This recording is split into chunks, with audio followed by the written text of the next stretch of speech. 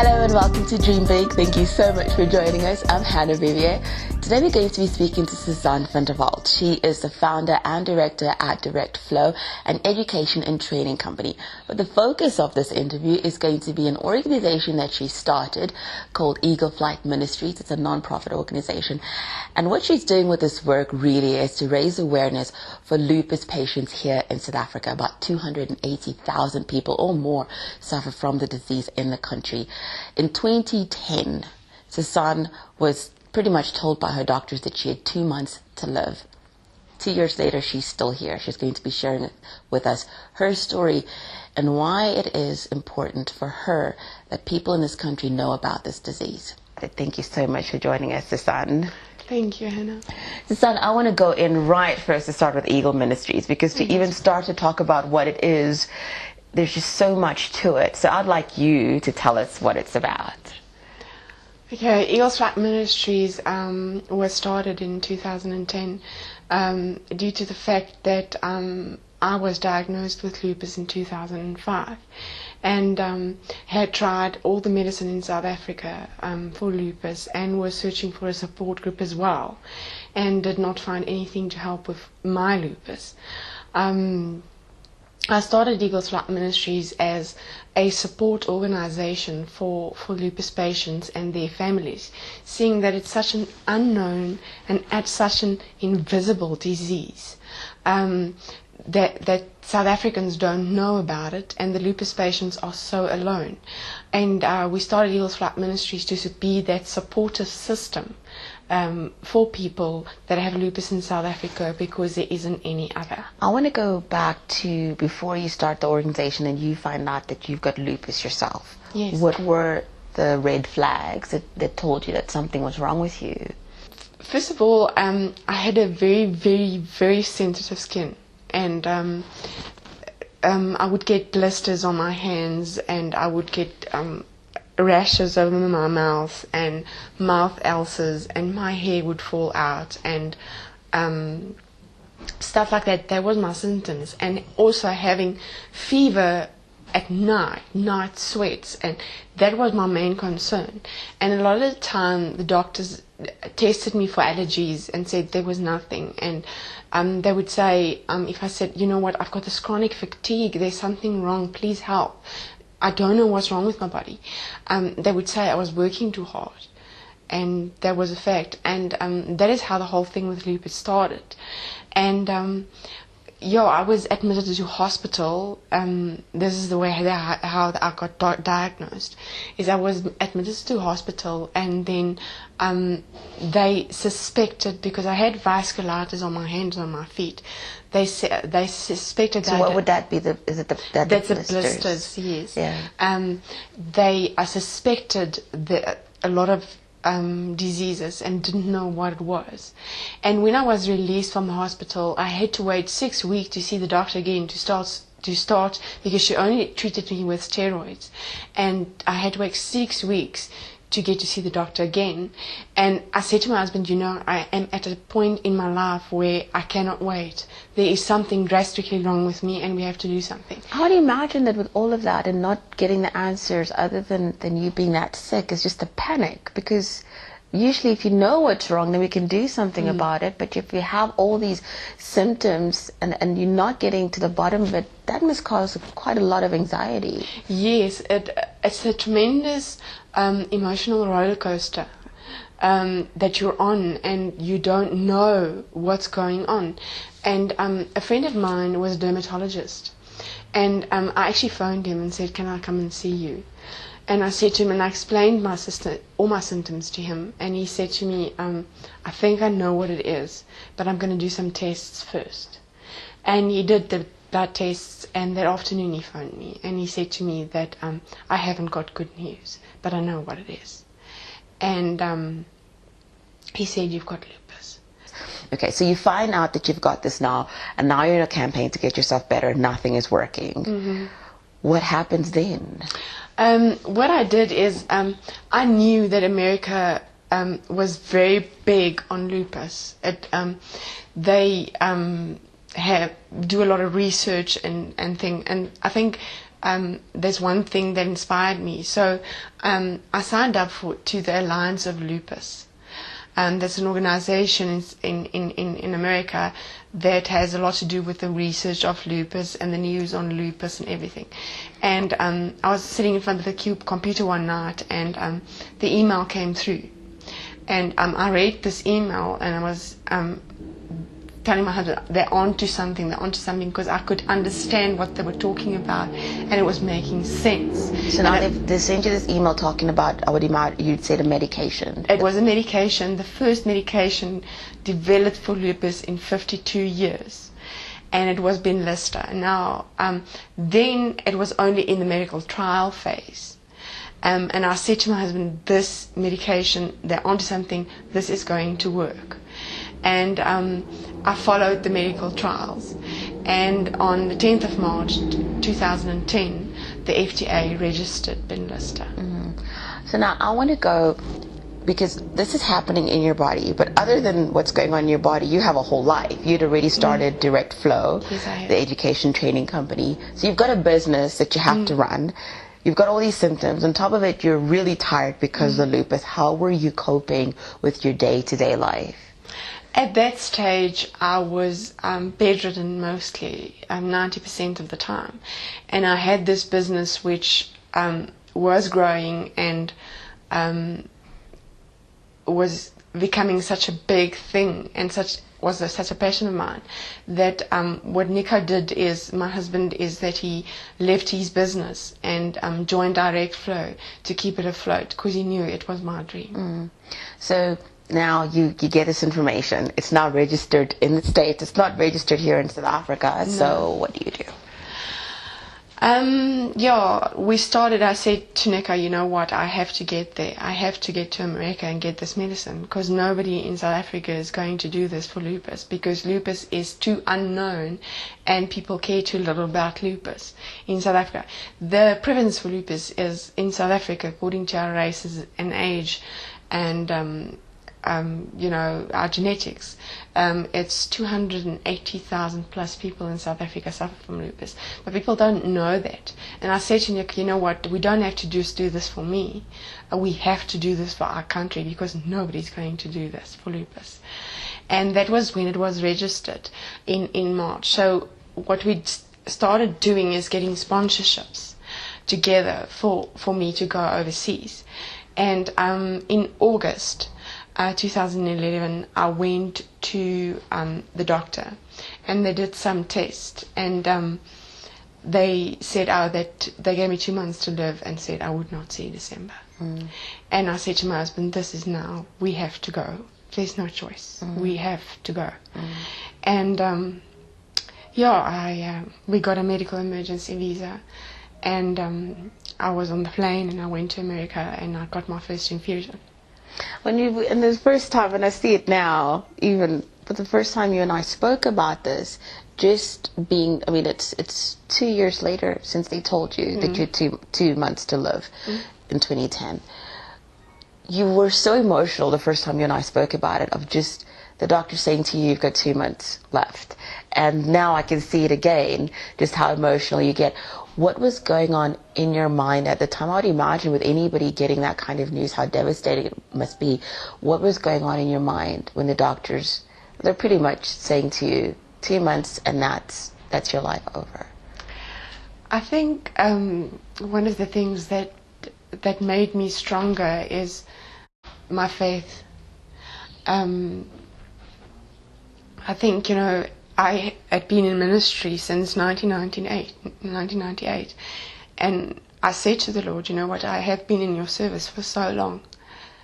This can't be happening to me. This cannot happen to me. And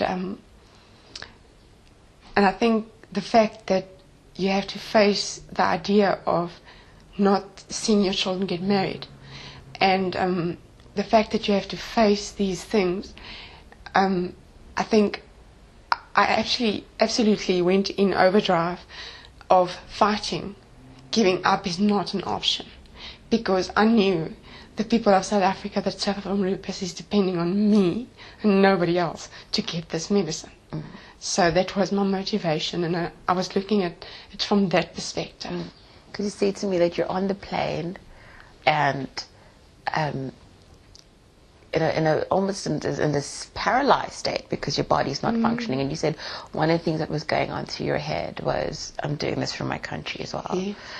So you end up in the States now, because I would imagine it must be quite a complicated process because you're not a citizen of that country. I don't know how it works. But what was the process for you to eventually get the treatment that you needed? It was it was so much hard work, and I think, God had blessed me with such a husband that had so much fighting spirit in him that there was no way of giving up. The people that had developed Ben Lister at that time had to get special permission to be able to treat a South African with that medicine. And yes, and we got in contact with the rep, and the rep sorted out, and it was all these legal proceedings and stuff. They had to get together, their lawyers, and Nico just kept fighting, and please help the woman, please, she's doing it for her country, please just help her, and Nico fought for me. And the doctors as well, they had to get special permission from their lawyers as well to treat a South African. And in such a short space of time, we had to fight so much just to be able for them to treat me. And also, getting all the letters together and everything together for the American consulate to give me a medical emergency visa was such a process and such a fight. And that's where I thank God for Nico, because I wouldn't have been able to do that, to go through all that, and I was so ill.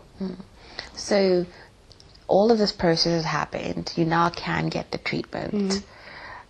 What happens?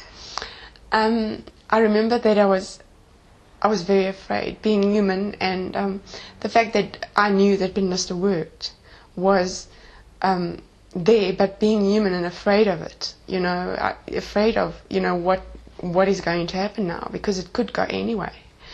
And I remember there was this song, Testify to Love, that I always listened to, and that was such a motivation to me. And I know when they put a drip in my arm, I put my earphones on and I listened to that song, and I just told myself, I'm doing this for my country, I'm doing this for my country, and everything was fine. I was fine during the infusion. After my first infusion, I did have a bit of a fever and stuff, but that night Nico and I sat in the hotel room, and I grabbed a package of chips, and I opened it, and he was like, he couldn't believe that I had the strength to open a packet of chips. And I think for some people, for most of us, when you hear about the strength to open a packet of chips, I don't think you realize that for a person like you, that is almost an impossible feat to just open a packet of chips. When you say, and you've said this a couple of times, that you're doing this for your country and you're not only doing it for yourself, were you aware of how vast a problem it was in South Africa before, when you were going to get the treatment in the States, that there were so many other people like you who were suffering from this? I went through a phase where I did just research on everything in South Africa on lupus, and how America is equipped in terms of treating lupus. And I found so many people, and I realized, according to statistics, that South Africa has got a problem. We've got a problem. It's not just me that's feeling that way. There's a lot of people out, let's say, there in South Africa that also feels that way. And now what I don't understand is, I was telling my cousin about this interview that we're coming today to speak to you, and I said, our guest today has got lupus, and told her the work that you're doing, and I asked her, do you know about lupus? Do you know anything about it? And she said that a friend of hers, mom, had passed away last year because of lupus. And I was actually surprised that she actually knew anything about it. And before I spoke to you, I told you that I'd heard about it and didn't really know what it was about. How can it be such a prevalent illness and not have as much knowledge or information available in this country if so many people suffer from it? You know, we must fight for HIV and heart disease and breast cancer and cancer. It's just that lupus has been gone unseen so long that nobody cares to take up, you know, and fight for this disease, you know, help with this disease, because people are dying from this disease, and most of South Africans don't even know what you're talking about when you mention lupus. And you were saying to me that so far, Eagle Flight Ministries, you fund it yourself. You have all these fundraising events that you have to fund it yourself. So even just the funding side of it becomes a problem if businesses don't know that there is even such a thing that they could fund. But when it comes to the medical side of it, are the doctors coming on board now that if they find somebody or if one of their patients comes to them having the symptoms that you did, that is one of the things that they will check for now? It still is the way it was when I was diagnosed. People with lupus don't get diagnosed very easily. And I think it's because we live in a country where our primary, our state hospitals are in such a state that, you know, some of the patients, and it might sound strange to you, but a lupus patient needs cortisone. You know, they need a lot of other medications as well, but that cortisone is like very important. And some of our patients would go to the state hospital and not even get cortisone. And that's the devastating part of it, so that, you know, we kind of try to help them, you know, to get the cortisone, to buy it for them, and help a lot of patients in that sense, but still goes undiagnosed. So I'm sorry, I'm jumping up and down. No, it's fine. I want us to go back now to that time where you've gotten the treatment now, you've opened a package of chips, something you weren't able to do. What has that treatment, I mean, other than the fact that you're sitting here 2 years after doctors said you were going to die, you're sitting here, that already is proof enough. How did that change your life from being bedridden most of the time to now being on this drug and what it's done for you? You know, this drug has changed my life, and that is why I'm fighting so hard to get it into South Africa, because I have my life back. You know, I can run my business, and I can run Eagles Flight Ministries, the 2 passions that I have in life, and I don't have that much pain anymore. You know, living with lupus is constant pain, and people don't understand what lupus patients go through every day of their lives. I mean, every day, the moment you step out of your bed, that is the moment you start fighting, and you just fight because of all this pain. And you know, some of them have children that they have to take care of, some of them have households. You know, some of them don't work, some of them must work because they cannot afford not to work, because they have to pay for their medicine. They're cutting on their grocery bills to get the medicine that they need. It's such a devastating illness, and I don't think people, because a lot of the time outside we don't look ill, you know, and inside they're ill, and we get treated badly in ERs, you know, all over the country in the emergency rooms. We get treated badly, you know. Lupus is an incurable disease. It's an invisible disease with so much power. It could be like this and you're gone. Then you would suffer from kidney failure, have a heart attack. I mean, it's so much, numerous things that can happen to you tomorrow, and it'd be over for you. And nobody cares about that, you know. Not nurses, not doctors. They don't care about that, because they're so unfamiliar with this disease. You know, according to them, it's an autoimmune disease that you get in your muscles and stuff like that. But they don't realize how devastating this disease can be.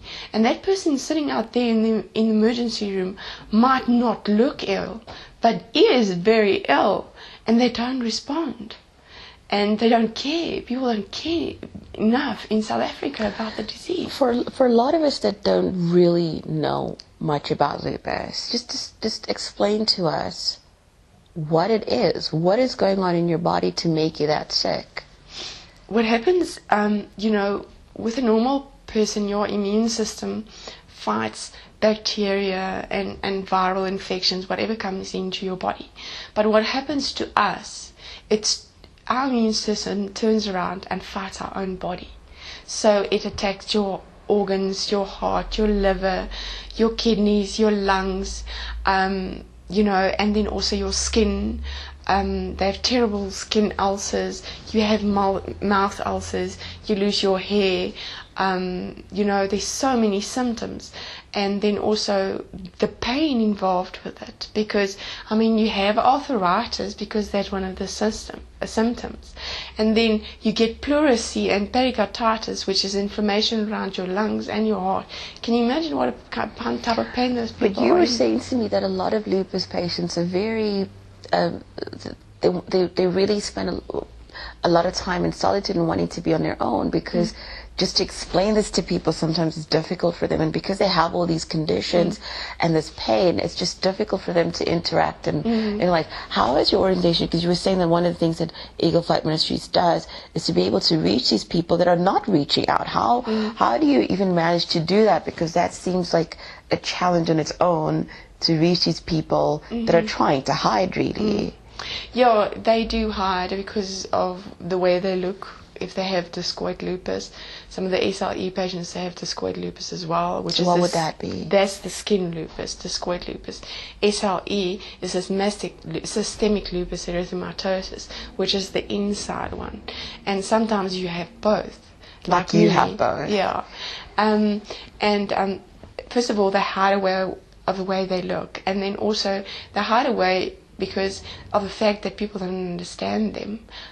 Their family struggles to understand them. And, what Eagle Flight Ministry does is we operate a lot on social media so that these patients can reach us without having to speak to us. Because a lot of them we counsel, over email, because they don't like to talk over the phone. Some of them will phone you and speak to you over the phone. Some of them, will want to see you in person and sit person to person.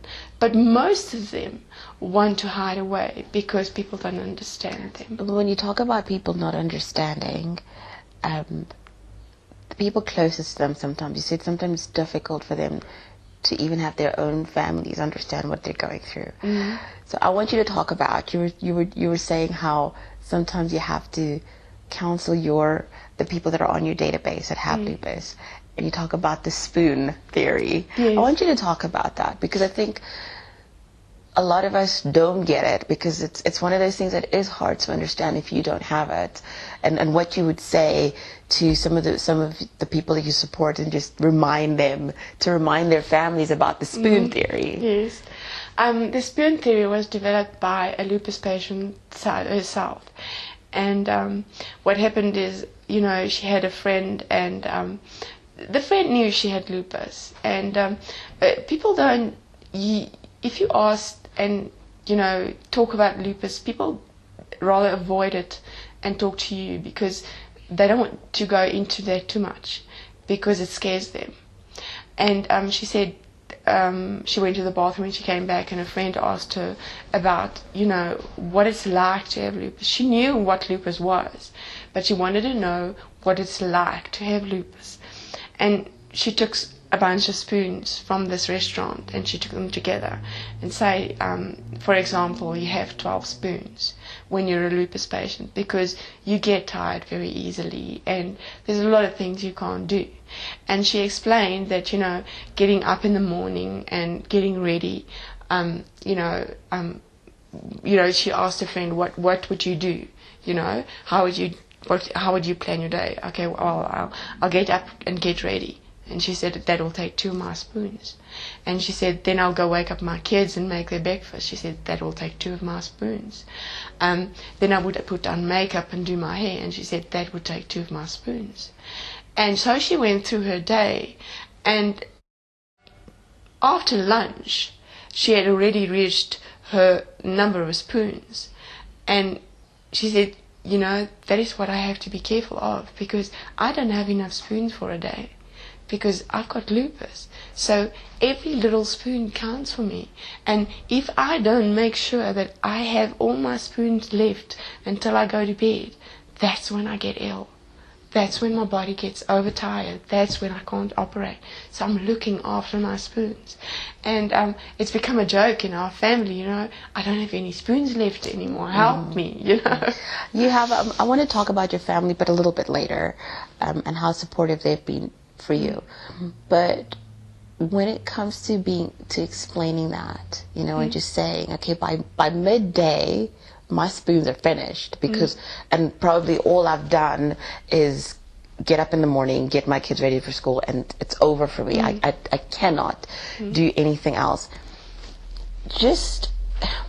It seems like that in itself is a battle, to be able to explain to say your husband. I'm not saying, or to your wife, if you're a guy and you've got to explain this to your wife, or to other people around you who just think, well, you're just lazy, or you just how do you help other lupus patients to be able to, for their families to understand what they're going through, and for them to be able to go through this? Because it's difficult for me to articulate this.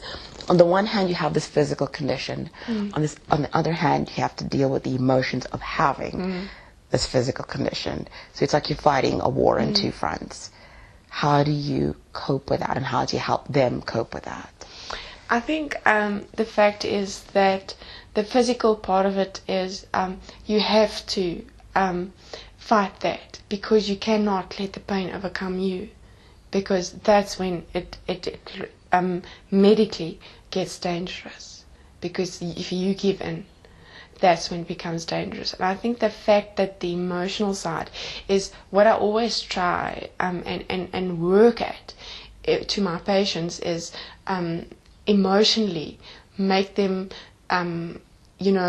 warriors, motivate them so that they're emotionally strong to cope with this illness.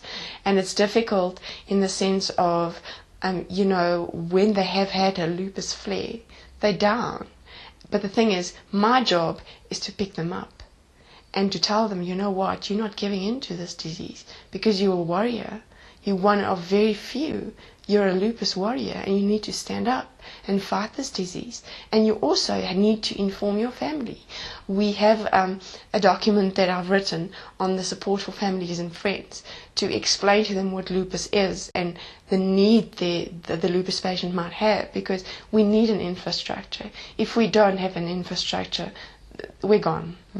And to explain to their families. And the most important thing is for them to get emotionally stand up, to get them to stand up against this disease. And then secondly is to get their families to understand, and putting them down and saying, you know what, I have got lupus. This can happen to me. This is how bad it is. But you know what, I'm fighting it, but I need your help. You will need to help me. And I think that's where most of them struggle the most. And you know what, then I give them the spoon theory and all these other information, and said, you know what, you need to sit down with your family and have a good talk, and tell them to keep quiet until you are finished talking, and then they can ask questions, because they need to know what lupus is all about. So now, other than what you're doing now in terms of just support and counseling, is this big fight that you have to have this drug that saved your life registered here in South Africa. So the 280,000 plus South Africans that have got lupus would also have the chance that you've been given because of the medication that you're receiving now. How is that going? Yeah, well, from the start that I came back from the US, I started fighting to get Benlysta into our country. And it's been taking a lot of fighting to get the pharmaceutical company to put it up for registration with the Medical Control Council.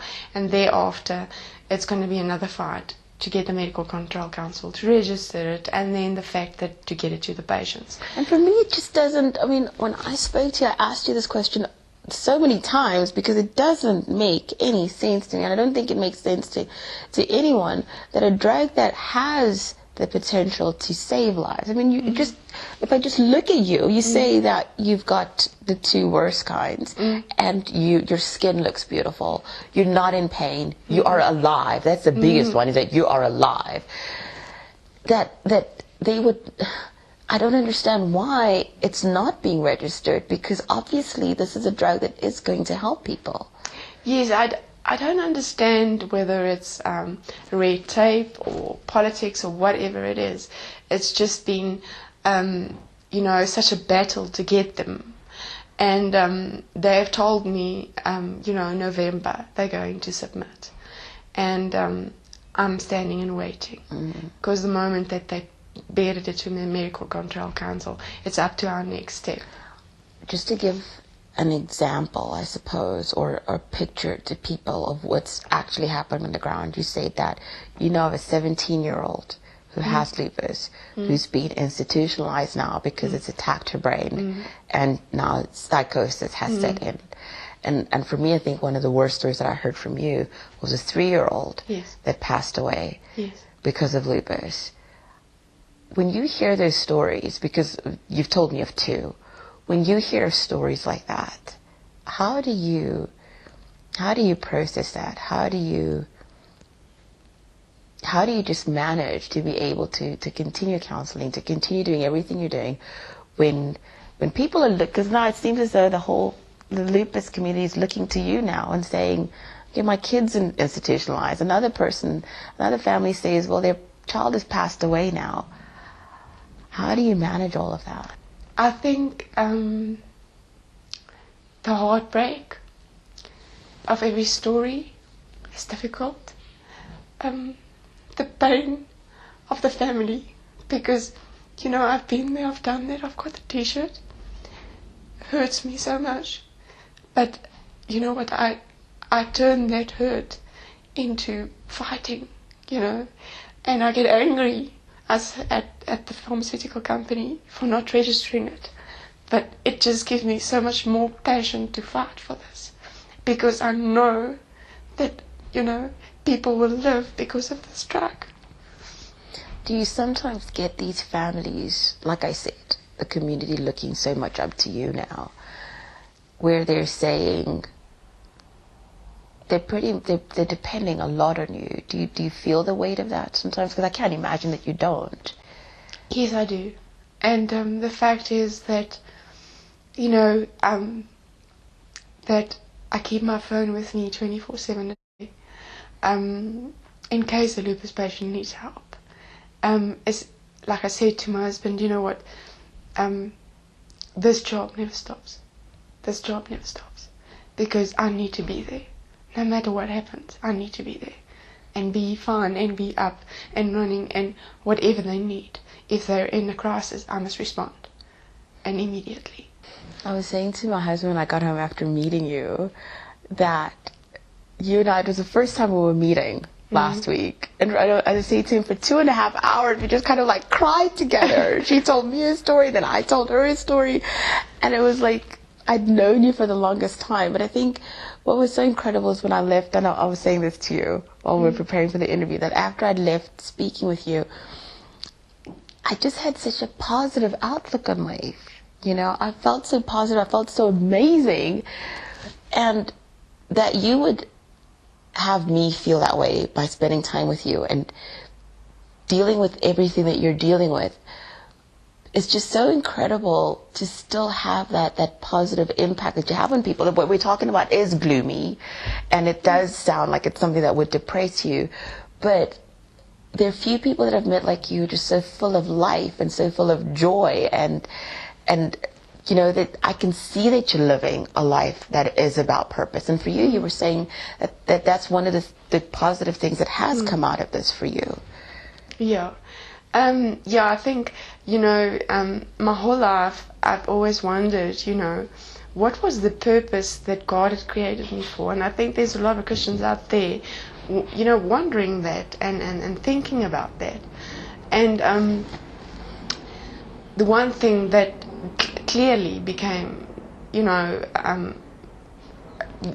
to me is that, God has created me for these two passions in life, and this is what I was created for. So I will fight and do whatever I have to do, because of this is my purpose. This is what I was created for, and I think that is what drives me the most. I want to talk about your business. Yes. Because that you do this, because you're doing both at full time. You're not doing Eagle Flight Ministries on the side of your business, or you're not doing your business on the side of Eagle Flight Ministries. So I want to talk about your business because it's an award-winning business in education and training. Mm-hmm. And I want to bring it in not as a standalone, but just how the business itself is such a part of what you're doing when it comes to raising awareness for lupus and everything else. Mm-hmm. So talk to me about how you just balance the two. It is quite difficult, but I think, I've got an amazing team. I've got, and I know everybody that is part of this team has been handpicked by God. I know that for sure, because every person that works for Direct Flow is a lupus volunteer as well. So, they care about lupus and they care about education as much as I do. And, the two goes hand in hand in the sense of we work from the same property, and everybody that works for lupus works for Direct Flow as well. So, and the one thing that God has taught me in my life, and before I got lupus, I was very independent, and I was very, doing things myself. And one thing God has taught me is that, delegating is part of being a leader, and delegating the parts that is to my team, the parts that they can handle, and seeing each person in the company at their own rights, and use their talents towards education and lupus, both. And it's amazing how God has just made it all gel together, and it's this huge company, and everything is falling into place. It's a national company. It's national. Yes. So I want to talk about. You've got different legs of the business, but I want to talk specifically about the ECD, the early childhood development leg of your business, and why that for you is something that you're just as passionate about that leg of your business as you are about raising awareness for lupus in South Africa. Yes. I have. The thing is, I studied ECD myself, teaching, and I have also seen what is out there in South Africa and how these little kids are struggling. And, I have this passion inside of me to fight for ECD and train ECD teachers, and then also run a community project where we help ECD centers improve.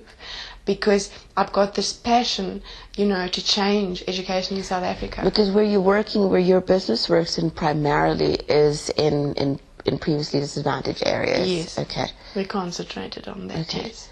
So talk to us about the kind of people that you train, because you said one of the reasons that you're so passionate about it is not only that you're equipping these kids, and we're talking about children that are in kindergarten phase, equipping them to be able to handle school once they do go to school, but also on the other side of it is that you are giving people a career that they would never have had before, the women that you actually train who become these ECD teachers.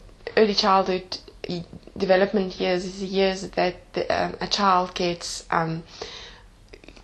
molded. That's your most important years, and to ensure that these children that is in previously disadvantaged areas can also get that fundamental teaching, so that they are able to go to formal schooling with a background of ECD. We've seen centers where they don't even have toys. How can they learn if they don't have blocks? They didn't even have mattresses. And we're out there, and we need to help. You were saying to me that in some of the ECD centers, these kids are sitting on the floor. There is no roof, and they have to learn in this kind of condition. What our primary idea behind us is training teachers that comes out of that community to be the best teachers that they can be. And it sometimes happens, and it's awesome to see that, somebody that comes out of a family that had no qualifications, and they're getting this ECD level 5 diploma. I want you to talk about some of your graduations. Yes. You were saying that the families will be sitting there, yes. and what will happen? Because you said you took one of your staff who is not a very openly emotional person, and they ended up in tears going to one of these graduations. Just give us a kind of like a glimpse of what happens at these graduations. It makes it so emotional and makes you feel like you're doing something that's really worthwhile. These graduations, we did it together with the ETDP because they were the funder behind these graduations. And the training of the learners. We had 800 learners all across the country that we had trained in the diploma. And, they would get dressed in, formal black togas, and then they would come up on stage and get their little blue sash. And then their family would scream, and go on and scream. And then you would ask them, because they would speak in their language. And, you would ask them, what are they saying? They're screaming because I'm the first person in my family to receive a diploma, to ever qualify for something in our lives. And it's such an amazing feeling. And to see those learners, how proud they are of becoming teachers. And I know I've trained good teachers. I developed the material that they learned myself. And I know that their foundation is built, and they are so excited to be a teacher. That excitement, that joy, it's like priceless. You cannot explain it to somebody. So when you were sick at that time and you were bedridden before you went on the medication, and your husband decided to leave his business, you said it was because he felt that direct flow, exactly what you're talking about now, was a calling, yes. Not so much just a business. I mean, yes, it pays the bills, but he saw what it was capable of doing even yes. back then. So I want to talk about him a bit. I want to talk about your husband, because you talk a lot about him and yes, how much he supported you. And I talk about this a lot because I think I've blogged about it so many times, about how important it is who you choose to marry. Yes. And it seems to me that you picked the right guy. Yeah, I think, as I tell everybody that, and even my family believes that, God had given me the perfect person, and God had brought us together in the beginning, and he's such an awesome man. And you know what, he just takes a responsibility for me, and it's an amazing man. He helps run the business. He takes the children to school. He buys the groceries. He organizes the cooking. He basically does everything. And you said there were times that he'd had to resuscitate you? Yes, where I would stop breathing. And he just kept on. He just kept on and kept on and kept on and kept me living. Because he said that he was not giving up. And having that kind of support, I can't even imagine. I want to ask you, what has that meant for you? It sounds like such a dumb question. But when you want to have other families understand what it means for that lupus person that's struggling with that, what it means for the family support, what is having the support that you've had from your husband, what has that meant for you? There's a lot of times where I have told God that, if he hadn't sent Nico to me, I wouldn't have come as far as I have. Because I know if it hasn't been for Nico, I wouldn't have. And God has placed him in my life for a perfect purpose.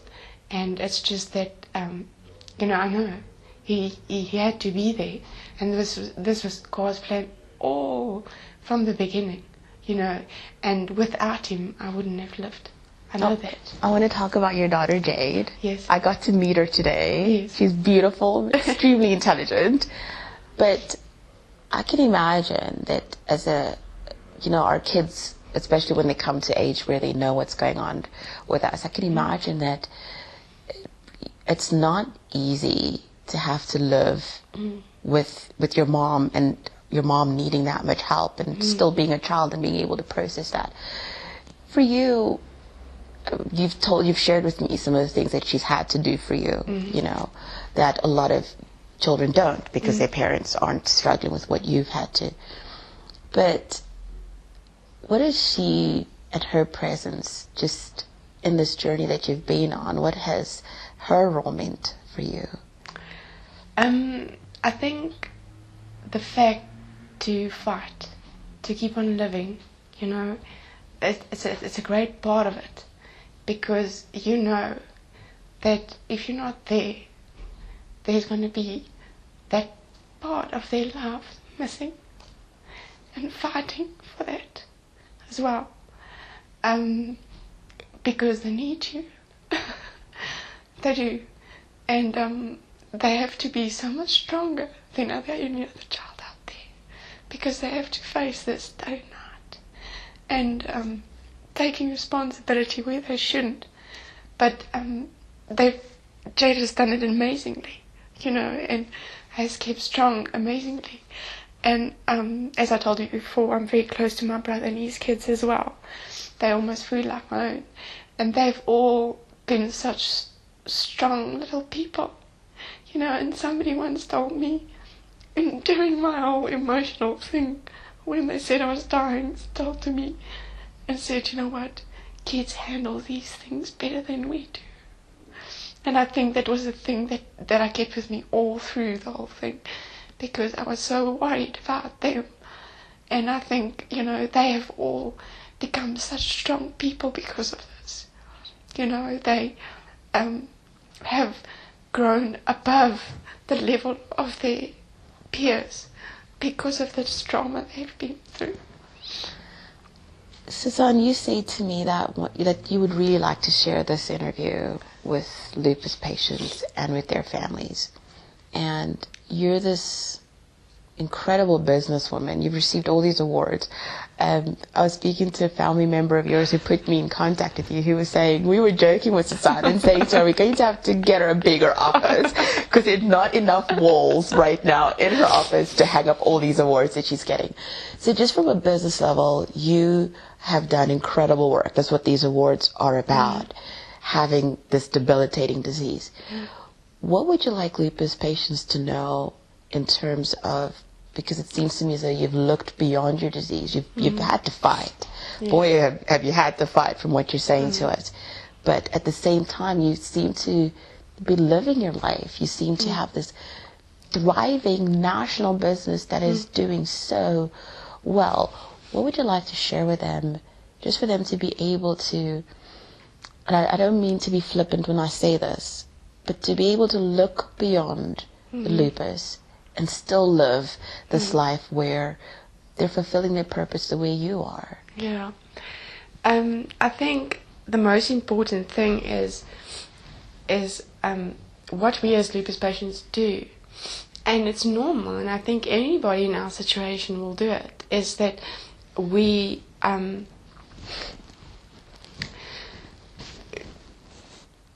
go into this little bubble, and we don't want anybody in this little bubble, and we want to retract ourselves from society, because we've got a disease that society doesn't know about and doesn't care about, so we'd rather withdraw from society.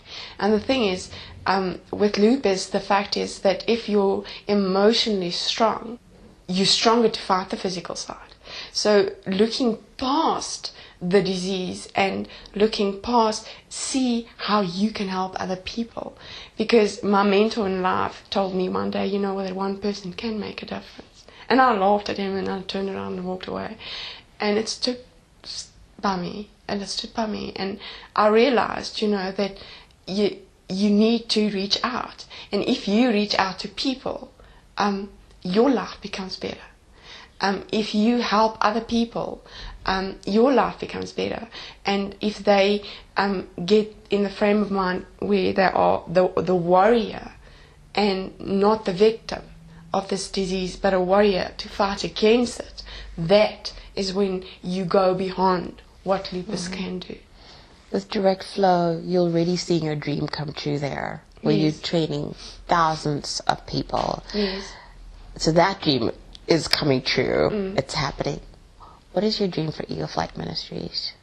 My dream for Eagle Flight Ministries is to get Pinlista in this country, so that every person in this country, every person with a medical aid, without a medical aid, every single person in the rural areas, wherever, no matter what, your color, your skin, your race, nothing matters to me. If you've got lupus, that you can receive Pinlista.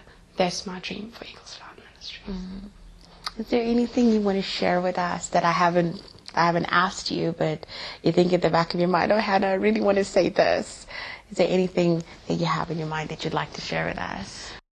God has made everything in this life. You know, He's done everything. I have done nothing. You know, He's been my inspiration and my strength and my guidance and everything to be able to do what I do. And even in the days when I'm down, you know, God is the one that steps in and just fights for me. You know, it's amazing how that song has become a reality in my life.